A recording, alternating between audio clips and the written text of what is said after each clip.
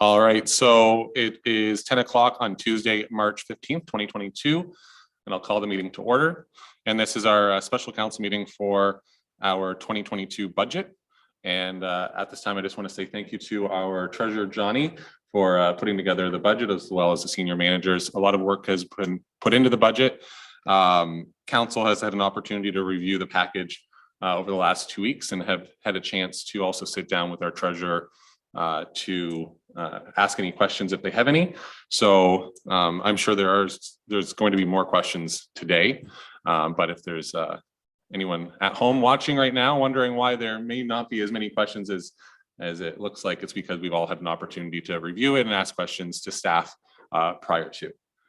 Before I hand it over to Johnny, I will ask us if there's any declaration of pecuniary interest or general nature thereof. Seeing none. There we go. I don't know what's going on. I will note that Councilor McKinnon, she should be joining us hopefully soon. But before we go into the budget presentation, I'm going to ask Councilor Clark if you can push your button, and then that way the camera will swing around and then people can see who's in the room. So we got Councilor Clark and the Public Works Manager, Coulter Cahill, and our Treasurer, Johnny. And then I'm going to ask Mike, our clerk, to push your button. Did I do it or I didn't? Yeah, you did do it. So then the camera there should swing around. Oh, you pushed it again, Sue. Okay, but it's not going there. No, but you don't want it to do that. Okay. Well, I don't know. Okay. And then it works anyway. Okay. And Mike, if you can push there we go. So there's myself, Councilor Brody, Deputy Mayor Hendricks, our Fire Chief Dan Parker, and our clerk Mike Barnier, and then our CIO Morgan Kelvert's at the back there. And I see Councilor McKinnon has joined us on Zoom. Yes, I have to apologize. I completely forgot that it was today, and I had it marked on my calendar, so my apologies. Well, that's okay. I'm glad you're joining us. Okay, so you haven't missed anything. I'm going to hand it over to Johnny to start the presentation.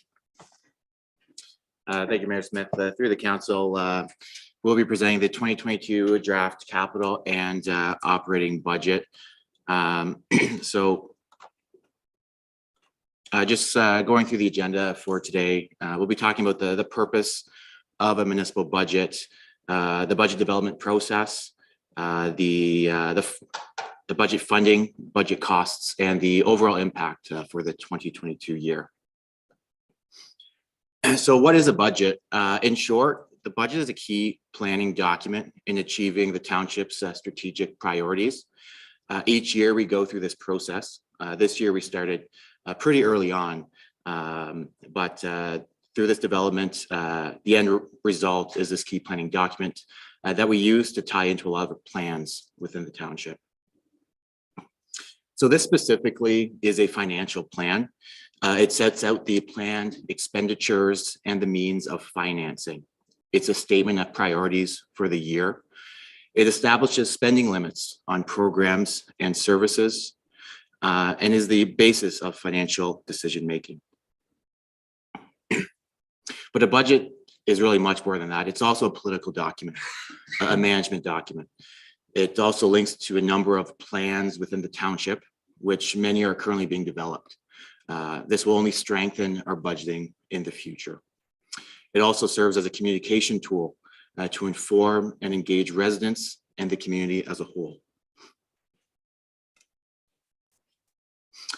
So there's also requirements under the Municipal Act, under Section 290, that councils to adopt estimates of all sums for the coming year.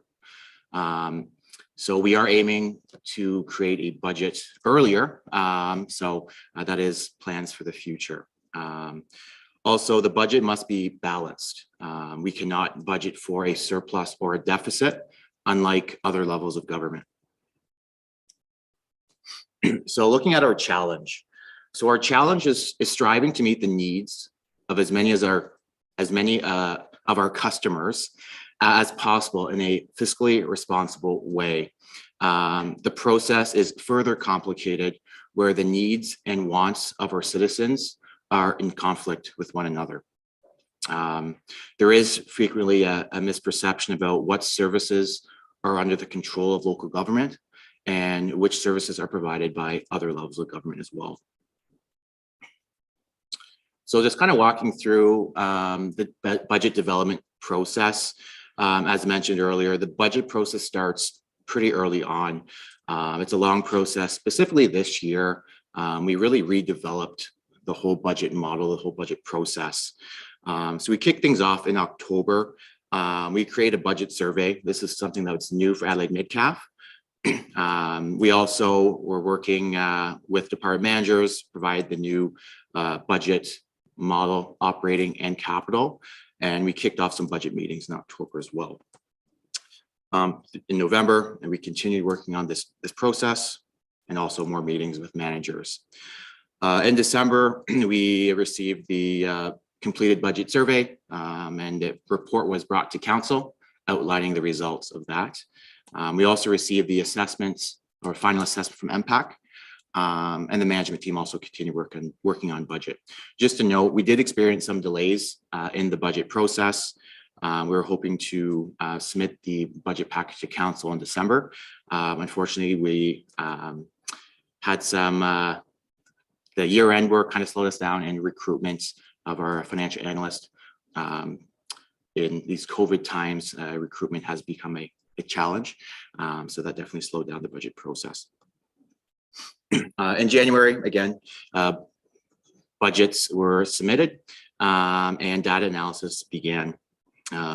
Again, touching on some delays in February, again, year-end work, onboarding with the new position. But we prepared the detailed budget package for council to review, and those were put together and sent out at the end of February to councillors. Councillors had the opportunity to discuss those details with me, and various councillors did. And then brings us to today, the presentation of the draft operating and capital budget. So budget engagement this year was a priority. As mentioned, this is the first time Adelaide Metcalfe introduced a budget survey. A report was brought to council with the results back in December. But just high level, over 73% of respondents thought the services they received for their tax dollars were either fair, good, or excellent. And some of the issues identified by residents included increased road maintenance, keep taxes at 0%, if roads were not wide enough, more street lights, speed limit enforcements, cost containment and spending reduction, and recruit more businesses to increase the tax base. So some key things that were considered. So we did not cut any services in 2022. The focus was on Kerwood Park. There was focus on continued communication strategies and improvements. Asset management is a priority. I will likely sound like a broken record in this presentation with asset management, as that is a key sticking point. And also reducing operating and capital costs. That is a significant item we looked at this year with the zero-based budget. And it also aligns to feedback we received in the budget survey. So when looking at our budget funding, in any budget, it's really only made up of two things. You have revenues and expenses. First, looking at budget funding, municipalities use a wide range of funding sources to pay for many of the programs and services, most common being property taxes. And when you're thinking about a municipal budget, you're thinking property taxes. But there are other sources of revenue as well, such as grants from federal and provincial governments. And we will continue to be aggressive in obtaining grants whenever we see those available. We also have user fees. So those would be for the Kerwood wastewater and Centre Road wastewater servicing. We also have general user fees, and those are from, say, recreation, planning applications, and building permits. We also have transfers from municipal reserves. So those are those savings that we can pull typically for capital projects. And then we have various miscellaneous revenues. And this year we have a donation as well. So one of the most important things for the community, our residents, and commercial businesses to remember is the municipal share of taxes is only around 9% or 9 cents of the dollar. So of all the taxes you pay, the township will receive roughly 9 cents, with 47 cents going to the federal government and 44 cents going to the provincial government. So when you think about a municipal budget and all the day-to-day services that we provide to the community, 9 cents is significantly small. However, we do a lot of big things in the community with that share of funds. It's also important to note that municipal governments are a level of government that's in the community. You see them in action every single day, and the community has direct access to them. So Adelaide Metcalfe determines revenue requirements for the township through budgeting. So we're setting the tax rates. Another thing to remember when looking at our property taxes is the distribution of property taxes. Some residents and businesses might be surprised to know that not all of your property taxes stay here at the township. The township received about 51% of your property tax bill in 2021. The county of Middlesex received 29%, and 19% goes to the province for education. And with education, that goes to the various school boards based on the property tax or property owner's selected school support. So the revenue is split amongst those three sources. However, the burden for unpaid property taxes stays with the township. So if residents or businesses do not pay their property taxes, the township is still responsible to pay the county and education portion. So some sources of revenue, and this is based on the 2022 budget. So 76% of the revenues that from Adelaide Metcalfe comes from property taxes, user fees at 5%. Again, you'll notice as part of the department projects, the fee bylaw will be reviewed. So hoping to increase those user fees as total revenue there. We also see about 14% coming in from government grants and then other municipal services. And that includes like penalties, bank interest, and so forth. So getting into our property tax calculation. So how are my property taxes calculated? So what we do is we take your current value assessment, and that is provided to the township from MPAC. And then we take and multiply that against the tax rate, and that equals the taxes payable. This is the same calculation in Ontario. It is provincially legislated. So looking at the assessment, property assessment is the basis on which municipalities raise taxes. A strong assessment base is critical to municipalities to be able to generate revenues. MPAC has delivered the 2022 final assessment at Adelaide Metcalfe in December of 2021. As mentioned about the strong assessment base, Adelaide Metcalfe has the benefit of the commercial corridor that could be used to further strengthen our assessment base with increased commercial and industrial growth within this area. And also just to touch on the overall assessment, property assessments for 2022 and 2023 will continue to be based on those January 1st, 2016 values. So just going over our actual assessment here in Adelaide Metcalfe. So we have about $1.1 billion of assessment, and the majority is coming from the farm community. So for those who like seeing things as a graphic, we have just a chart here. So we see majority is farm, 27% residential, and 10% is being made up of the remaining commercial pipeline and industrial. Again, by boosting the commercial assessment from the commercial corridor, there is, again, minimal cost in this area because of the county road situated there. That could really help to strengthen our assessment base there. So switching over now, when we look at the revenues, so bit of a different picture here. We're seeing that residential provides the township the most revenue. And then from a graphic here, we see residential, even though residential makes up only 27% of the assessment base, they're paying over 50% of the total revenues to the township, where farm making up 62.8% of the assessment is contributing 29% of revenues. And this is due to the farm tax of 25% of residential. So again, kind of just hammering home a commercial corridor here. If by increasing that commercial corridor, increasing the commercial industrial assessment, we will be able to increase the revenue to the general tax base. So trying to push up that other amount of 20%. So looking at our tax rates over the last number of years here. So again, it may look a bit lumpy, but again, if you notice on the left-hand side there, it is in increments of 5. So it's nothing significant, but just showing that there is some ups and downs there, and there is a plan to fix that by putting in place or getting that asset management plan and having a reserve or reserve fund policy.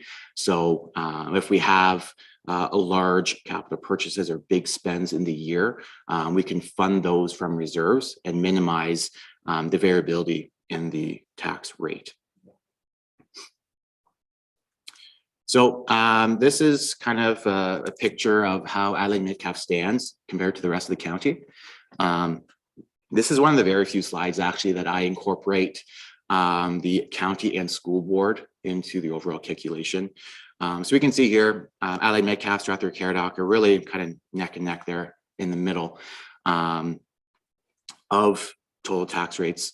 It's important to see there that the larger municipalities with a stronger residential tax base they have the lower tax rate total.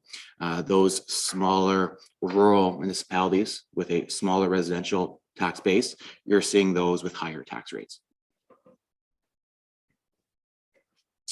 So just touching on reserves and reserve funds, they are extremely critical and a focus for 2022, as this will align with the asset management plan and the financing strategy.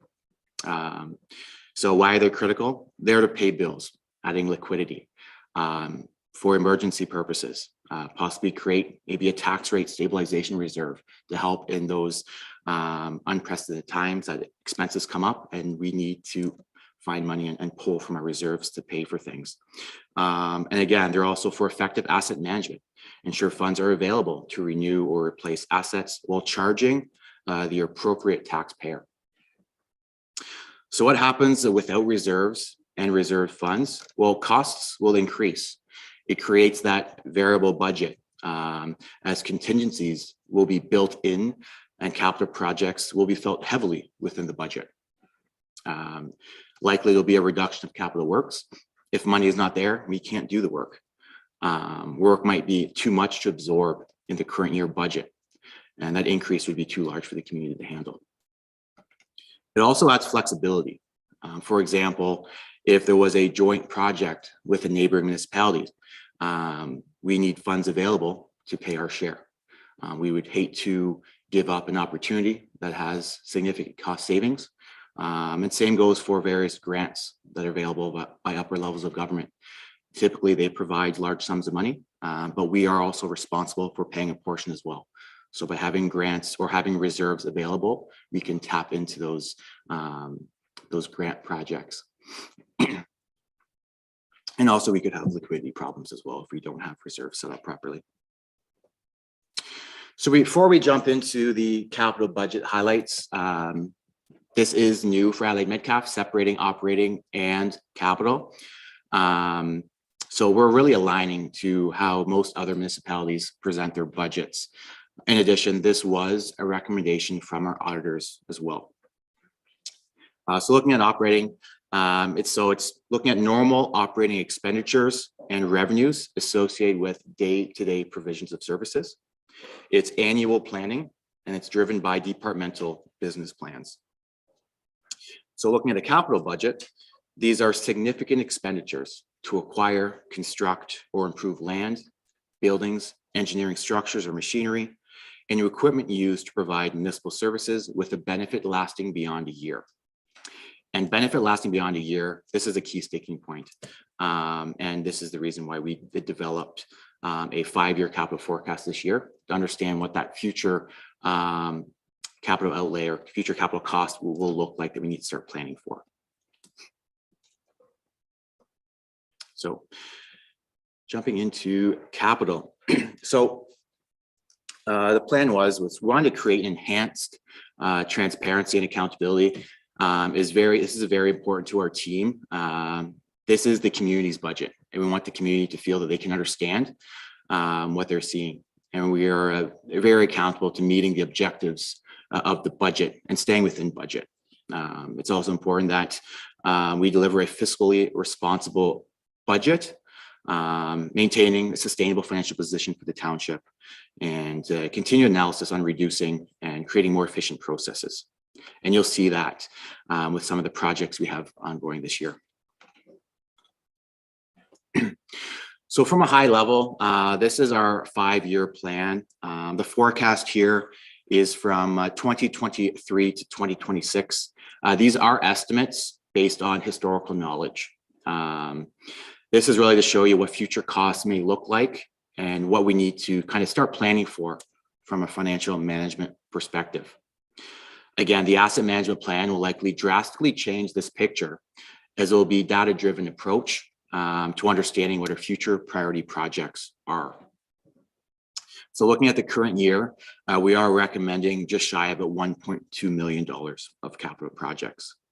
And again, just from a pie chart here, just showing what departments make up the majority of spending there. So kind of jumping into the highlights, we'll start off with general government. So we have 2 items here. First one's a folding machine. This is used for mailing bills, monthly statements, tax bills, various documents. Currently, this is all being done manually. So utilizing significant resources, which is not efficient whatsoever. Keystone, this is our financial system, which provides us the ability to access all modules in the system, again, tapping into additional efficiencies. For example, better reporting, facility recreation booking, and scheduling. It was actually funny to hear from our contact at Keystone that we were one of the very few municipalities that don't have the full package, where most others in the province who do use Keystone. So from a capital financing perspective, none of these costs are hitting the tax base. So again, by utilizing the modernization reserve, we're able to purchase these items, again, modernizing the township with those items. So it's not hitting the tax base. That's always good. So jumping into fire services, again, we're going to start touching into various departments here. So if there's any specific questions, the department managers would be happy to answer council's questions. So with fire, we have 3 items for capital. As you see on the screen there, $26,000 for gear, turnout gear, helmets, bunker gear, $15,000 for SCBA accessories. It's the self-contained breathing apparatus, and $7,500 for hoses. And from a capital perspective, these are all falling to the tax base in 2022. So moving on to parks and recreation. So phase 2 of Kerwood Park. Again, this was presented to council a few weeks ago.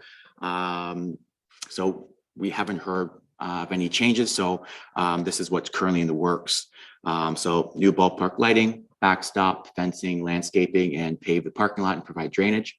Again, this picture is not of Kerwood Park, but it very well could look like that. So, and then we still have about $17,000 remaining of phase 1 improvements. Again, this is more of an accounting treatment here. If works are completed in 2022, we have to account for them in this year's budget. Remaining projects for Kerwood Park, we have $25,000 of electronic signage, $8,000 for the keypad and lock automation. Again, that's adding efficiencies to overall process where we can access that facility remotely. We have $45,000 to add a dugout structure, and that cost is for 2 of those. We do have an outdoor ice rink and a lawn tractor, and that is increasing the level of service as we'll be bringing that in-house, and we'll touch about that when we get into the operating budget. So looking into the financing of everything here, just going through the outdoor rink quick. We actually received funds from the county to be used for recreational purposes, kind of getting people outdoors and whatnot. So after speaking with Cindy at the county, she thought that ice rink was a great idea to use those funds for. So again, tax levy, no impact. So it's fully being covered by that grant there. In addition, phase 2 improvements, you'll see there's about almost $240,000 there from federal gas tax. So you might remember mid-year in 2021, a report was brought to council recommending that we transfer the additional funds received from federal gas tax to reserves to be used kind of based on a financing strategy. So financing strategy being used in this budget to minimize the impact of the tax base. So even though phase 2 improvements are worth $330,000, only $90,000 is falling to the tax base. So I think that was a great decision in moving those to reserves. So total for Kerwood Park, we're looking at about $446,000 with about $203 falling to the tax base. All right, so jumping into public works, we do have $270,000 worth of sidewalks. This is from the boundary on 2nd Street to Buttery Creek. This also includes lighting. So again, touching on the budget survey, increased lighting in the township was also mentioned. So again, utilizing budget survey into the budget creation. We also have a tandem snow plow in this year's budget and mobile speed signs of $9,200. Again, touching on budget survey, speed limit enforcement was communicated, again, incorporating this into the budget process and recommending that in this year's budget. So looking at the financing of everything, you can see those sidewalks. Again, financing strategy, utilizing those grants. OCIF, federal gas tax, are completely paying for those sidewalks. So no impact to the tax base. Mobile speed sign, where we got one donation, which was great. So only one of those speed signs are currently falling to the tax base, and the snowplow is completely falling there. So again, this is reserves. I don't want to spend too much time on reserves here. I thought it'd be fitting to just bring this up after capital. For the most part, reserve funds are used to fund capital projects, but we will be completely redeveloping this once we have the asset management plan complete, and we'll be looking at our reserve and reserve fund policy. We need to understand what our infrastructure gap is and ensure Adelaide Metcalfe continues to be self-sufficient. We will align the reserves to the outcome of our asset management plan, and the report will be brought to council with the recommended changes. So I guess I'll open the floor if there's any questions with capital before we get into operating. Again, I should have mentioned when we first started that more than welcome to interrupt as I go here. So. Okay, thank you, Johnny. Is there any questions so far on the operating, or not the operating, I'm looking at the screen of the capital. Betty Ann, any questions? I see your head shaking no. Okay. Okay, doesn't look like it so far. All right, sounds good. So we'll get into the budget issues and drivers. So priority this year was incorporating public feedback, emphasis on allocating budgeted expenses and revenues to better reflect the actual costs within departments. So this is a baseline year. You'll notice that there is new departments created, new accounts created. Things have been shifting between departments. We want to create an enhanced transparency and accountability. Again, delivery of a fiscally responsible operating budget, maintaining a sustainable financial position for the township, and continued analysis on reducing costs and creating a more efficient processes. So provide funding and resources to address future priorities. So that's being able to build reserves to fund the infrastructure gap. We will have a better understanding once we receive our asset management plan later this year and have our financing strategy built. Also, staff capacity resources is a challenge. Obviously, we have a lot on the go with a small team and small municipality here. Customer service approach, again, managing those two levels, traditional and digital. Obviously, we have part of the community that maybe they don't have access or they choose the traditional method. So it's managing those two forms of communication to ensure we meet the needs of the community as a whole. Managing and reducing costs and recovering fees. The commercial corridor policy realignment. COVID-19 uncertainties. And just a note that there are no funds that we're aware of currently coming in for that this year. And then the cost predictability and timing of receiving goods. I think that ties into COVID-19, and I think we kind of are all experiencing that in our own day-to-day lives as well. So looking at the operating highlight impacts, so there is no change to the property assessment, so no phase in growth. Cost of living increase for employees was approved at 2%. Employee benefits was about 5%. That has not been approved yet, or we haven't received that final increase yet, but that is an estimate from our contact. Insurance increase significant at 17%. So that increase is about $17,000 impact to the budget. So just touching on insurance versus 2020. So we've seen an increase of 33% in insurance over the last 2 years. That's approximately $30,000. That is significant for a township our size. So jumping into recycling fees, increase of 2%. Automated garbage pickup and disposal, increase of 4.4%. Again, that agreement is tied to CPI. And we know inflation is drastically increasing. Conservation authorities, 7.6%. Touching on CPI as of January, a 12-month picture there is about 5.1%. And then OMPF, significant decrease of 15%, and that's approximately about $65,000.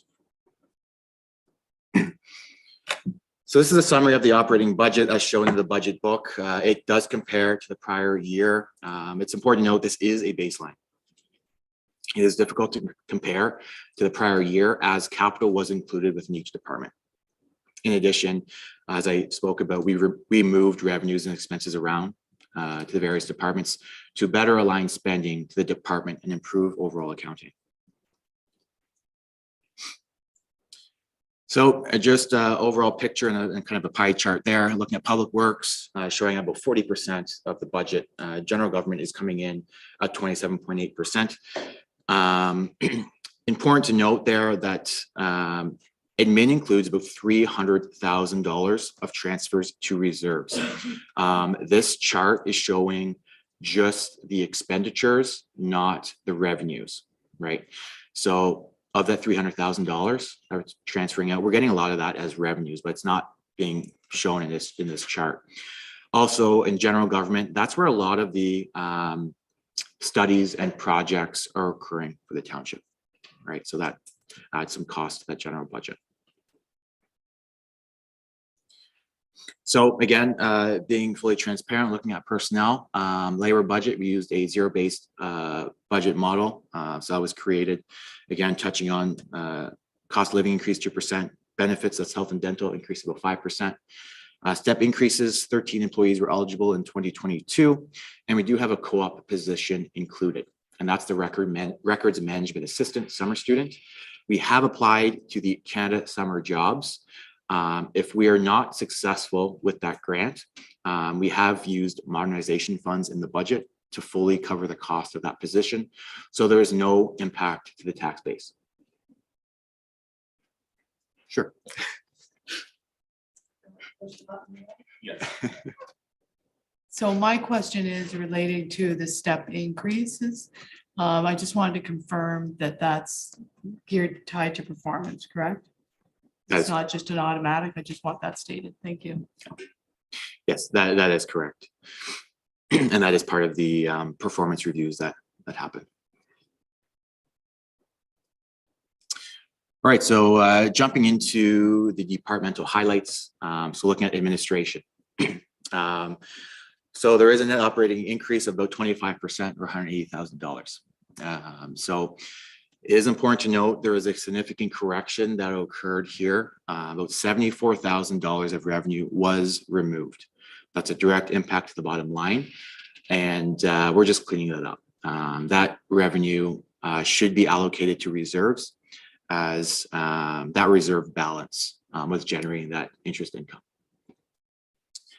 So 5 of 6 employees received step increases in the department. We also have a full year of the financial analyst position that was a financial assistant last year.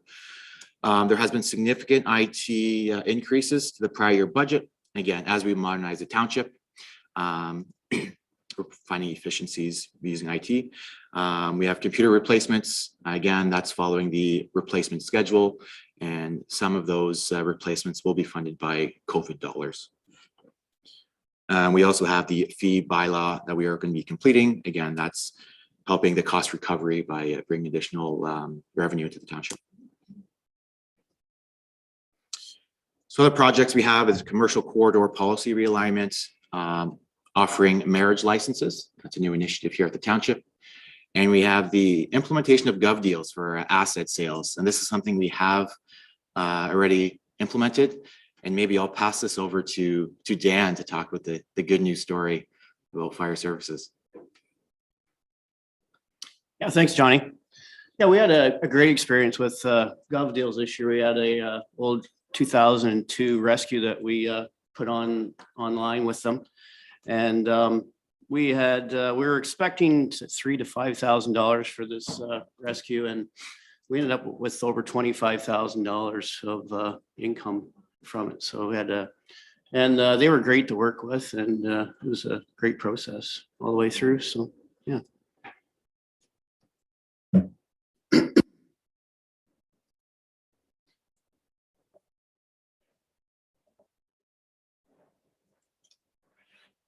Perfect. So again, Gov Deals is really looking at, we're advertising across Canada. So we're kind of widening the view of people who can see what we're trying to sell. And clearly it has increased the return for the township. So that's a great news story there. In addition, we have the policy manual update, ongoing review of operational accounts for savings, increasing collections of outstanding tax arrears and receivables. As we touched upon earlier in the presentation, that burden lies on the township for those unpaid tax accounts for county and school boards. So by increasing those collections, we're really helping our cash flow situation. So getting into some of the costs, we have the development charge study of $31,000. And that is a carryover project from 2021. We have the municipal comprehensive review, about $2,500, and this is again carried forward from 2021. Service delivery review, and this is for planning, drainage, and records management. Again, carryover from 2021, and that's approximately $20,000. This is fully funded by a grant, and the remaining portion will be funded from modernization. So we also have the community improvement plan at $8,500, asset management plan of $32,000, sorry, and that's funded by federal gas tax. So just touching on that for 1 second. So a report did go to council. With a bit less, the contract was less than $32,000, but what we did add due to capacity, we added a few $1,000s in there for additional consulting services if we needed support. But again, this is fully funded by federal gas tax. Also, just so council is aware, we are progressing with an asset management plan, and there is a tentative council booking for June 6th to bring that forward.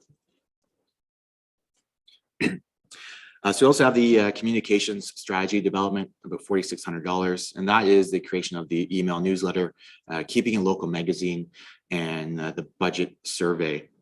We also have the stormwater Center Road stormwater study of $29,000.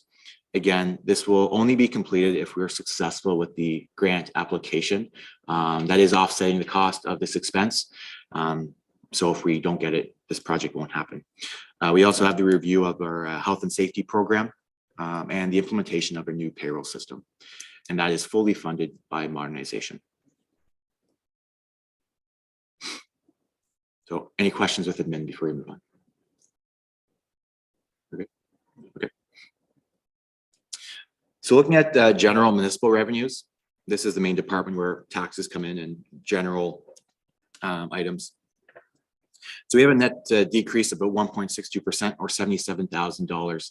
Again, this is where OMPF comes through, $65,000 loss there that we have to either find savings or increase taxes to make up that difference. But we were able to kind of sharpen our pencils as a team here and cut costs to make that up. We also have a decrease in penalties and interest due to increased collections. We also increased the total tax write-offs. This is to account for the tax incentive approvals. So we budgeted $90,000, increased that by 60. And this is due to the farm and residential tax class changes. And just to note, we do not write off taxes. So I know I don't want that to be misleading. Taxes are written off because we receive documentation from MPAC or there is a tax application form completed for Section 357 adjustments. We also have a correction in this department as well. We have payments in lieu of taxes from education. This wasn't included as revenue in the past.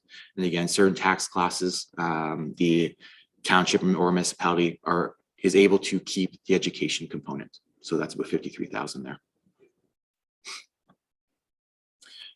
So jumping into council, we're seeing a small decrease there. We're seeing also a reserve transfer to partially offset the cost of municipal elections. The total cost of elections this year is about $15,000. Again, we do contribute $3,500 a year to reserves. So this is kind of that philosophy that by putting money into reserves every year, it minimizes the impact on the budget during the year we need to take on that large expenditure. So this year, there's really no really cost to the tax base because it's still that $3,500 investment. We have the council grant program of $17,700, and that was already approved, and checks were cut in January to the successful applicants. And we also have included various onboarding costs for the new council term.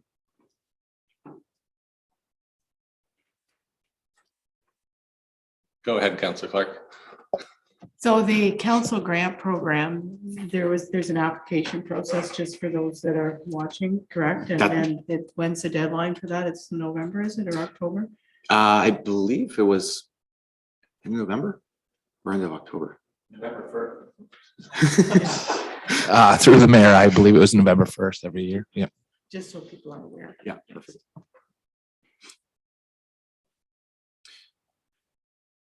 All right, so jumping into planning. So the net operating decrease about 39% or $13,000. Again, the decrease is attributed to the increase in revenues. So we've aligned this to our 5-year average. So 2020 was a bit, or sorry, 2021, typo on my part there, was a bit low. We also have dispositions of lands, about $10,000. That's on Panel Lane there. And that's just kind of a graphic there to show where those lands are. So there is plans to have these costs recovered at a later date, and revenue related to the lands will be recovered in the future.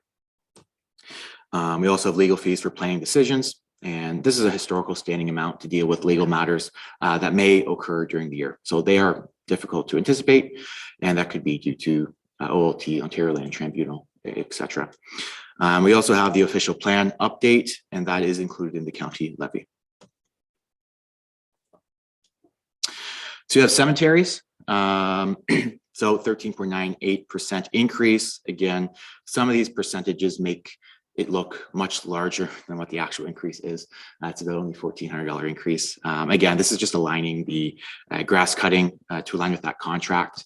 So we also have a cemetery management review. Again, just kind of getting organized and better understanding all of our cemeteries in the township. We're looking at kind of completeness, understanding the status of all cemeteries, reporting requirements, and the finances as well. All right, so the fire department, we're seeing an increase to the budget about 8.4% or about $28,000. Again, this number has been adjusted for prior year capital. So we've removed the capital from the prior year's budget to get that difference. So we're seeing a cost of living increase for firefighters of 2%, increase to insurance, which is standard across the township. We do have a smoke machine and radio upgrades from non-capital equipment, and a new program to ensure ongoing volunteer participation. Of that total increase year over year, the majority of that is relating to the fire plan review, and that's understanding the opportunities and potential constraints of 25,000. We also have some IT upgrades. This is iPad for one of the trucks, TV for the training room, who's responding app, and a computer replacement. We have a volunteer firefighters compensation review. And we also have some new recruits, rejecting about 4 new recruits to be hired. And I believe there's 2 new and 2 backfills to be completed. And each recruit will require specialized equipment and various degrees of training. And we also have the annual reserve contribution, $40,000. And we've also created a new fleet department. And this is across all departments who have vehicles. And this is just increased oversight on vehicle expenses. So policing, again, small or 1.4% decrease from the prior year. Again, this is a contracted service with the OPP. The 2022 contract is about $440,000.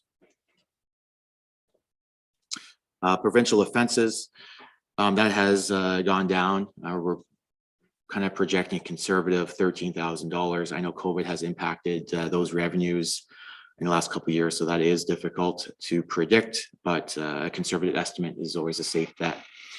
And some of this revenue is the allocation of fines, traffic fines, tobacco law, or any violations under the Provincial Offences Act. So we have conservation authorities.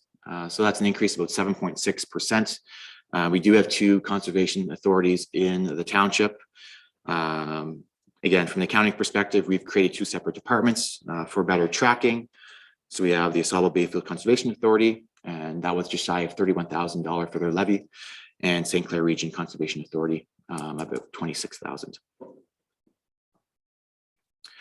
So moving on to building services, we're seeing a decrease of 100% to this department. Again, this is correcting this department, as this should be a revenue neutral department where any surplus or deficit is to be transferred to and from the building reserve.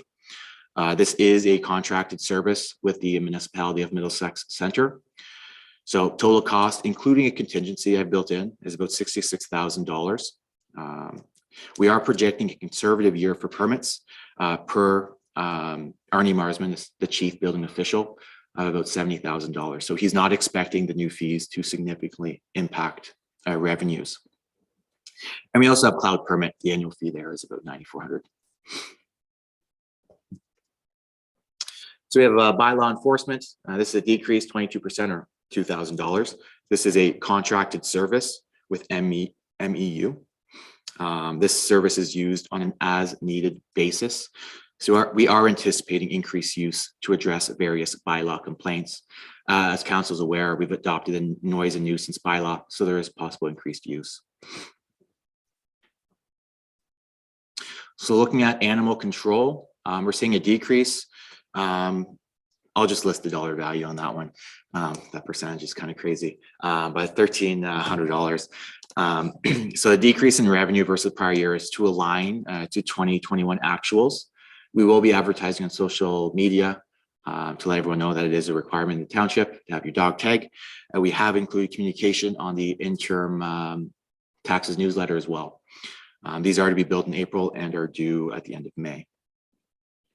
So animal services are provided by Vicky Kyle. That contract is at about $12,000, and it is a decrease from 2021 as there is no tagging to occur this year per the contract. So moving to Parks and Recreation, we're seeing an increase of about 11.6% or about $2,000. And this is adjusted for prior year capital as well. So we're moving the phase 1 of the park from operating. So we're seeing the tree kickoff of the tree program. And this is fully funded by a reserve, and this was a donation received many years ago. So we did look into this program, and Coulter will be leading the charge on this program. And these are, I believe, for hard maple trees. So also have an increase to material and supplies for the park due to the new washroom facility. We have internet connectivity to utilize remote functionality of the keypad and lock automation. Again, this cost will likely decrease once the Swift is installed in Kerwood. We have grounds maintenance to be completed by the township. Again, that's increasing the level of service, and this is tied directly to the lawnmower purchase and capital. We have seen increase to insurance, and this is also relates to the new structure there as well. And Christmas lights have been added to the park for $1,500. All right, so moving on to roads. We have a decrease in the operating budget by about 6%. And again, this has been adjusted for prior year capital. We have 6 employees that received a step increase. We have budgeted overtime. This wasn't really tracked before. So we have a separate line item now built into our financial system so we can track overtime usage. So we also, again, priorities delivery of our sustainable transportation infrastructure, maintenance of the roadway network, including winter operations, and asset management is a priority. So Coulter and I have been working very hard on that, and it's been going great. And there's also a change in grant allocation methodology. So now all grants will flow through administration. So this has removed about $180,000 of grant revenue. So this is just allowing us to, again, it's more of an accounting treatment that we can allocate those funds accordingly to various projects. So continue on with roads. We have the new fleet department created, as already mentioned. We have implementation of the road patrol app. We have a roads bylaw to be developed. Again, increasing level of service to roadside maintenance. So 3 rounds of grass cutting, better weed control at our overpasses, and spraying the full township for roadside maintenance. Again, touching on the budget survey, this was feedback received, and we've incorporated that into the development of the budget. And we also have the township signage improvement plan, about $19,000, and this is fully funded by the mayor for Mayor's Reserve. So lastly, increase to insurance, increased cost for dust control. So this is a significant increase, about 19%. So that's gone up to about $95,000, so $15,000 increase. And we also have a transfers to reserves for the Mullaferry Drive future capital project. So moving on to waste management, we're seeing an increase of about 11.4% or $21,000. So again, waste management disposal and automated fees, 4.4% increase over 2021. We're increasing the recycling, the BRA is increasing recycling fees by 2%. So just touching on the wheelie bin program. So we're projecting revenues to be at $124,000 for the year. So the cost of the program is $230,000. So we're seeing a shortfall of just shy of $106,000. So the budget has not changed the cost of the wheelie bins. So those will stay as is. So small bins still $100, medium $140, and the large is $185.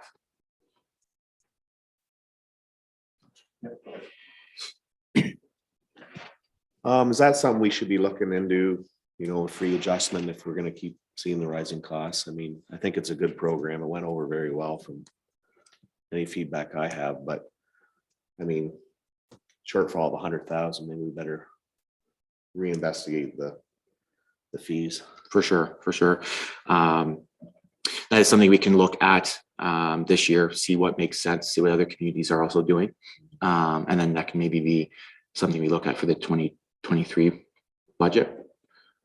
Because like obviously those increases are going to be affecting all the neighboring municipalities that use BRA. So it'll be interesting to see what other municipalities are doing and kind of aligning with those communities as well. But yeah, we can definitely look into that.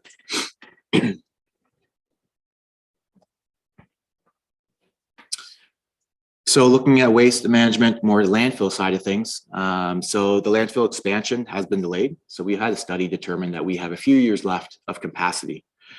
So good news story. So by switching to the wheelie bin program, it has increased the life of the landfill as waste is now diverted away from the township. Going the other direction, landfill wasn't properly assessed in previous years. So now landfill is paying their share of property taxes at the landfill rate, and that's about 14,000. We are working on the Callum Road landfill closure plan. I believe that's pretty well complete, and that is a 2021 carry forward project. There is also a reserve transfer there for a future landfill closure and liability of 25,000. So we are projecting a landfill operating loss of about $103,000. Again, the fee bylaw is to address part of the revenue shortfall. We will need to determine an appropriate percentage of cost recovery for this facility. So it is not uncommon for landfills or transfer stations to be at a loss, as that is a service being provided, but really understanding what council's comfortable with for a cost recovery percentage is what we need to determine.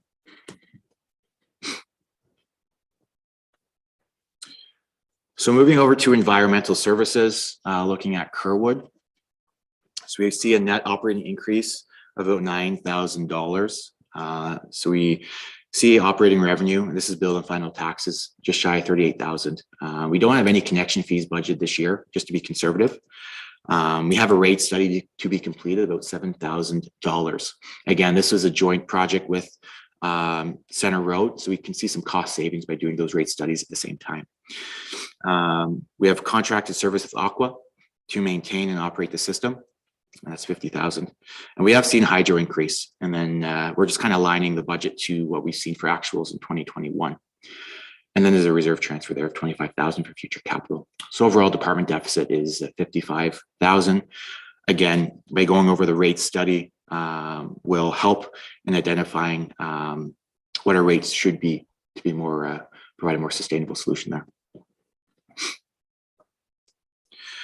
So jumping to Center Road, Highway 81, net operating increase about 150%, $200,000. System operating revenue is about $60,000, and that's billed through Integris. We have a potential infrastructure and capacity study of $30,000. And again, a rate study to be completed, joint project with Kerwood. Contracted service with Aqua to maintain and operate the system, that is pending that servicing agreement. And a reserve transfer for the potential purchase of water meters to track usage, and that's 126,000. So overall department deficit of just shy of $285,000.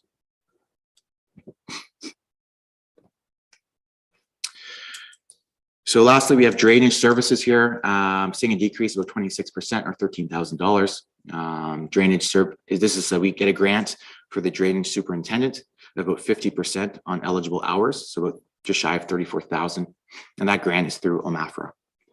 This is also a contracted service with the municipality of Southwest Middlesex, and that contract is just under 67,000, and the drainage superintendent is in the office 2 days per week. We also budget for consulting services with Spreets to assist with the old drain drawings and documentation for grant submission. So that's part of that drain cleanup. So when we're looking at our spending as a whole, about 71% of operating expenses for the township are within these 7 accounts. Again, it's not uncommon that salaries and wages are the top expenditure. Obviously, nothing really gets done in the office, on the roads, or anywhere in the community. It's the people that do the work. Contracted services, again, that's fairly large. Policing makes up about half of that.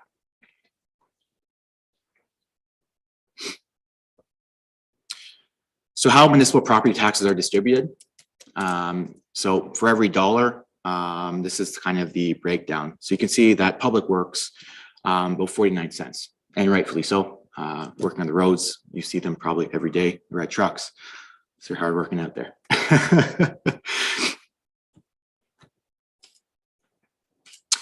So I do like to communicate these slides, although not a huge impact this year. So this just kind of shows how council affects the budget and how MPAC affects taxes. So we are presenting a 0% tax rate this year. So providing your assessment doesn't change, your taxes won't change. It should be the same as last year. There's no phase in, so MPAC's piece won't be a change there either. So your taxes could go up if there's changes happening on your property, but that would be an increase to assessment, and that's contributing to any additions, new construction, renovations. But if your assessment has not changed, your taxes will remain the same, looking at the municipal component. This is the same for farm as well. So in summary, we are recommending a 0% tax rate increase. Like I said, for the number of projects and yeah, all the studies that we're doing this year to get to 0%. Really, it's great work for the whole team and really sharpening their pencils, cutting costs to get to that 0%. When looking around to neighboring municipalities, I'm not sure how many have a 0% out there. So that's a well done to the team. We are seeing a 4.09% tax levy increase. Again, we have seen some assessment increases. That's because of additions and so forth. Phase in did not happen. So operating costs about 5.3 million, capital projects just shy of 1.2, and then we have our transfers to and from reserves. And at this point, that's the budget presentation. So here's my information to stay in touch, but I open the floor to any questions. Okay, thank you, Johnny. That was a lot of information, but it was very well presented. And I think this is, it's a great presentation, not only for council, but also the public that's viewing it at home to see what all we're planning on doing in 2022. And the one thing I noted is it feels like it's the year of the plan. Like we have a lot of plans and that we're planning on completing this year so that we can move forward in 2023 and beyond. I will know, just because we're on the summary page with the tax rates, County Council is looking at a 0% tax rate to the levy as well. So again, it goes down to what Johnny was saying, is that if your assessment stays the same, then your taxes should be the same again in 2022. I'm not sure what the education tax rate is doing, but it typically stays about the same every year.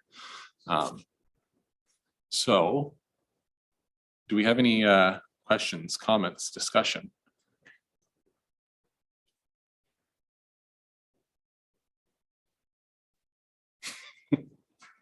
Okay, well, let's throw it over to Councillor Clark. Sure, I'll go ahead. I'd just like to say that it was very polished, professional presentation, and I really appreciate that. And I think for anyone out in the public that's gonna look at this later, or if is even joining us today, it should be understandable to them in the way that you've presented it, and then I appreciate that. So thank you very much.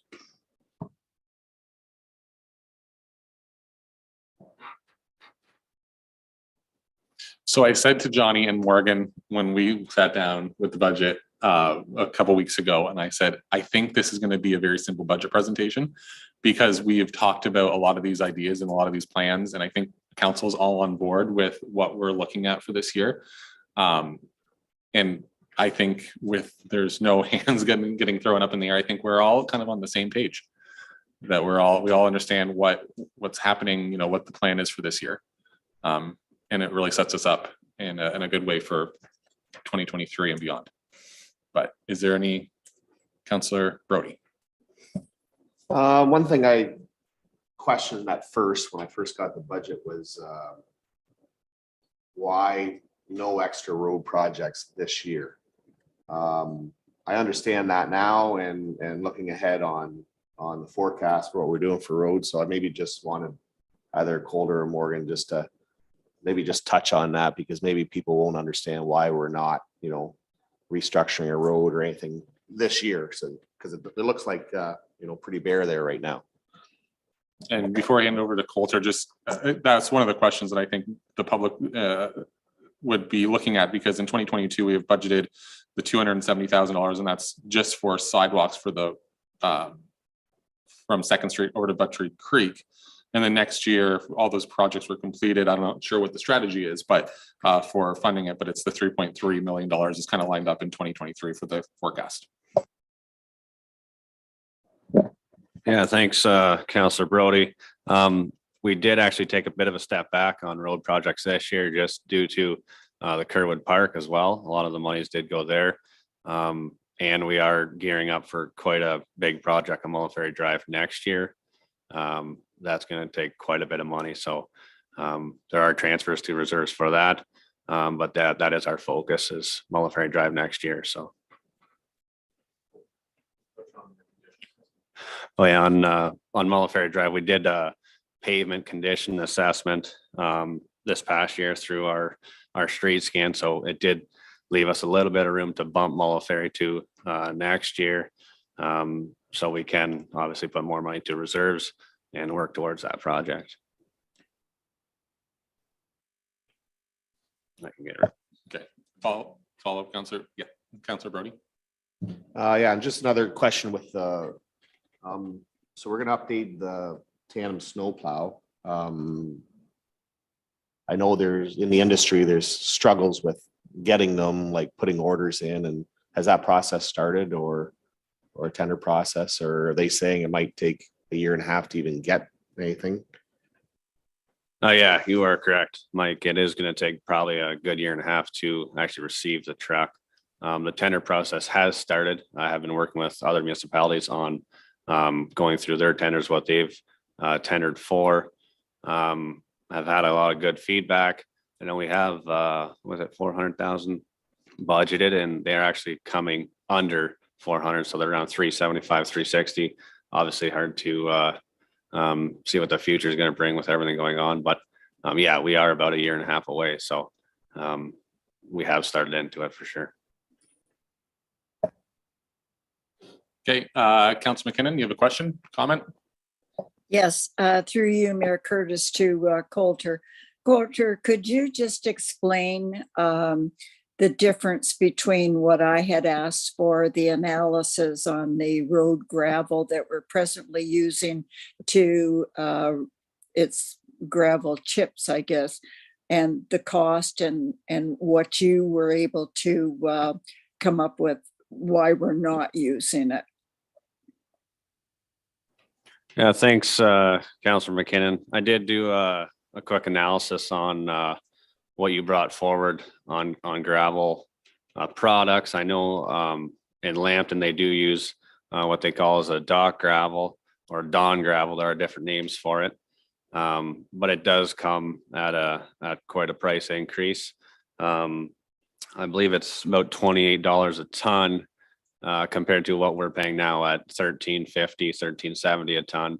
And our gravel product has got quite a bit better since about 5 years ago. It used to come out of Arcona, which is a much sandier product. So this stuff is coming out of Carlow. It's a lot more stones in it. The fines are better. So it is a much better product. I have reached out to other road supers, and they do suggest not to switch, because the benefits aren't there by paying twice as much. So that would be my answer to you, Betty McKinnon. Thank you. All right, is there any other questions so far? Yep, Deputy Hendricks. Just a comment. I'm very happy with the budget, and I'm impressed by the number of grants and the way we've been able to use our grant money to really strengthen our budget and serve the people of our community. And I'm just impressed with all of it. Thanks.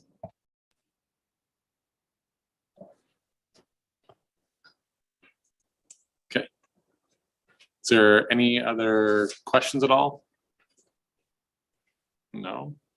Councillor McKinnon. Sorry to put you through this, but Oh, you're no, doing no, it's really good. well. I would just like to express my comments to Johnny and the whole team that this year the budget presentation was exceptionally well done. And I think as Councillor Clark said, the public will really appreciate the work you've gone through, all of you, to bring us to a zero tax increase. So congratulations to your whole team.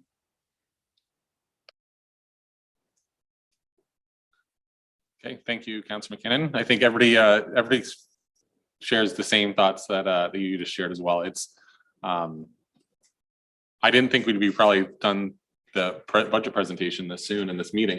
We've never had a meeting this short for budget since I've been on council. It's like this is a dream. And Johnny, you and the team has made it all work. So that's amazing. I'm just gonna ask it again. Is there any other questions? Just because it seems like no. Okay. So I guess the next steps from here, because everybody seems like we're kind of all on the same page. I think through the mayor, I think the next steps are bringing the adoption of the levy and the bylaws forward to the next council meeting, if that fits both of our timelines, Johnny, but that will be next Monday to pass. Okay, perfect. And the budget, it was posted online. Do we receive any comments or anything from the public at all? See Mike's head shaking no. Okay.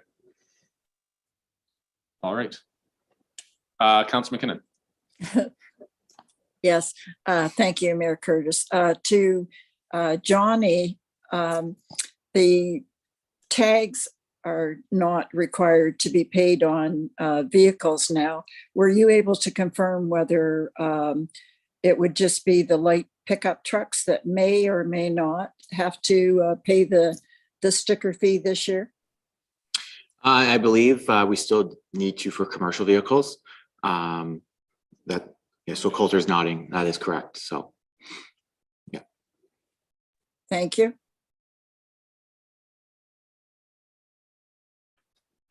All right. So from here, do we need a motion of some sort?